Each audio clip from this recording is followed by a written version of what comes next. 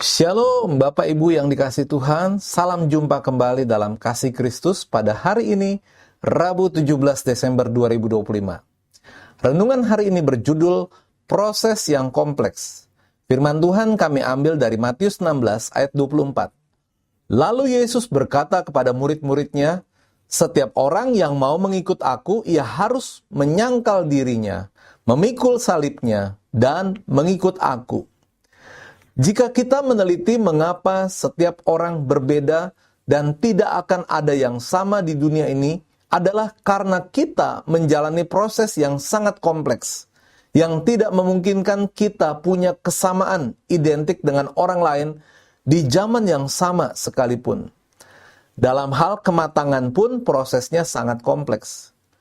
Di antara sekian banyak faktor penentu kematangan adalah komitmen. Hal Keeley adalah seorang psikolog sosial Amerika yang terkenal karena kontribusinya dalam teori hubungan interpersonal dan psikologi sosial. Dalam bahasa praktis, temuan terpenting Keeley tentang komitmen bisa diringkas sebagai berikut. Komitmen seseorang dalam suatu hubungan atau tujuan ditentukan oleh 3 faktor utama. 1. Kepuasan, yaitu seberapa besar kepuasan yang diperoleh dari hubungan atau tujuan tersebut. 2. Investasi, yaitu seberapa besar investasi yang telah dilakukan ke dalam hubungan atau tujuan tersebut, seperti waktu, usaha, atau sumber daya lainnya. Yang ketiga, alternatif, yaitu seberapa banyak ketersediaan alternatif lain yang dapat memenuhi kebutuhan dan keinginan seseorang. Semakin tinggi kepuasan dan investasi, serta semakin sedikit alternatif yang tersedia, maka komitmen seseorang akan semakin kuat. Sebaliknya, jika kepuasan rendah, investasi kecil, dan alternatif banyak, maka komitmen seseorang akan menjadi semakin lemah. Itulah fenomena yang ada di dunia ini pada umumnya. Mari evaluasi tentang ketiga faktor di atas dengan apa yang kita alami di gereja. Apakah hanya ketiga hal umum itu yang menentukan komitmen seseorang untuk datang ke gereja? Ternyata ada faktor lain yang menentukan komitmen itu, seperti panggilan dan tujuan, pengalaman spiritual, komunitas, dan persekutuan, pengajaran dan doktrin, serta pelayanan dan misi. Semua faktor ini dapat mempengaruhi komitmen kita dan membuat kita lebih terlibat di dalam kehidupan bergereja. Artinya, waktu kita mempertimbangkan komitmen kita, hal itu lebih terkait untuk Tuhan.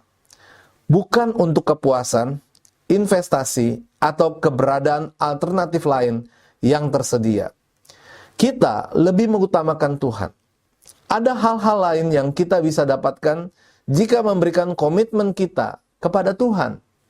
Komitmen kita menyangkut kesetiaan, kematangan, dan pilihan untuk menjadi dewasa.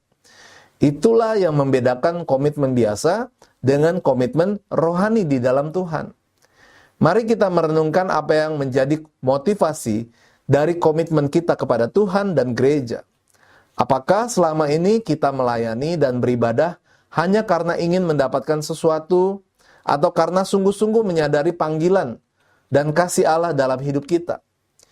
Yesus berkata, setiap orang yang mau mengikut aku, ia harus menyangkal dirinya, memikul salibnya, dan mengikut aku.